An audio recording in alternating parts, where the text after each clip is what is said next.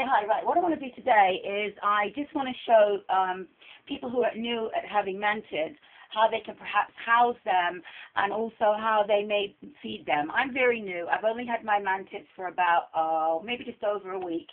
And I thought I'd just give these little bit of tips. The mantids that I actually have, they're nymphs, they're babies. I think one of them has molted twice, and I think the other one may have molted once. And they're called Creobrota gemmatis, a flower-praying mantis. I can show you, this one is the one that actually, I'm going to go closer to that. This one here is the one that's actually just molted a couple of days ago. They're quite interesting little creatures. At the moment, I've just got a very standard housing.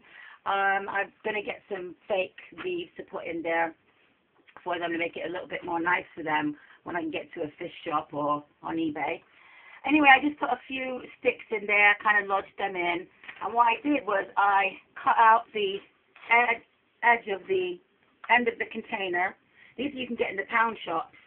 I just cut it out with a Stanley knife. You can also get in pound shops.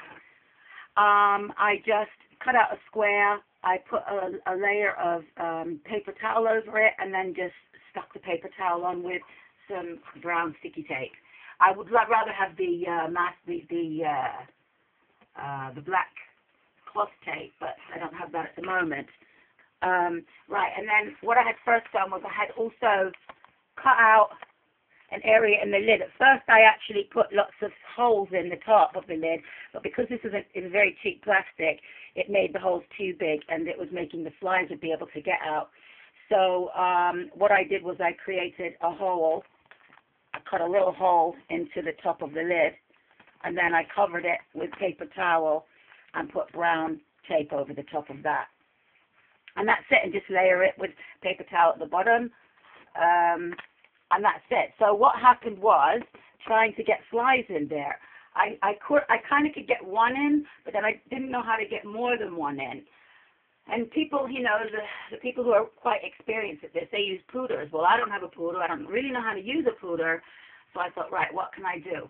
And thank God I got an idea. And I'm going to show you what I do. It's a bit funny, but it works. My daughter thinks it's funny anyway. I just thought, well, it works. So what I do is you open the holes in the top. Make sure, though, that when you open up the area that your mantis isn't around, because sometimes they tend to hang on the top of the lid. So just make sure there's no mantis about. Get your lid ready to open. Loosen it. And then, as you can see, at the moment I've got quite a lot of fruit flies because I've been saving my from the recycling bin that I've got. I saved it because I was running out of fruit flies, and I like limited them to like 2 a day because I was running out. So I saved it, and now I've got loads, and I've got to try to get rid of them.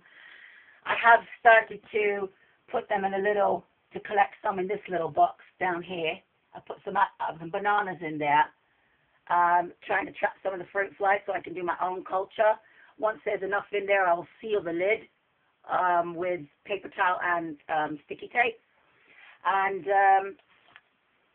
I will basically use the flies from that to feed them. But at the moment, I'm going to collect some. I'm going to show you how to do it before I get rid of all of these because we're getting too many now. You just get a cup that's about the size of, you know, that your hand can cover. So it would have to be something like that, yeah, because you don't want any of the flies to escape. All right, so it's just going to be a little bit like that.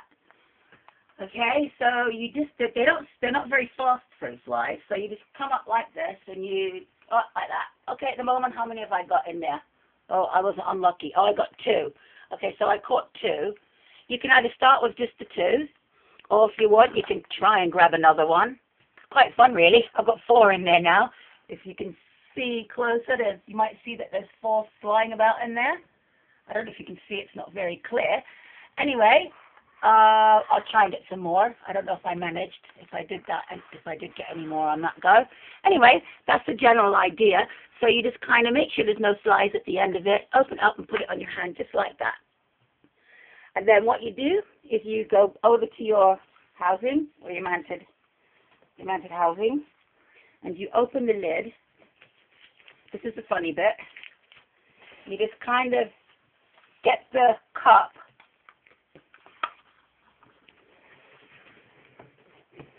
Can you see? Get the cup, maybe from above, and then, can you see it? And then open it up a little bit over the opening.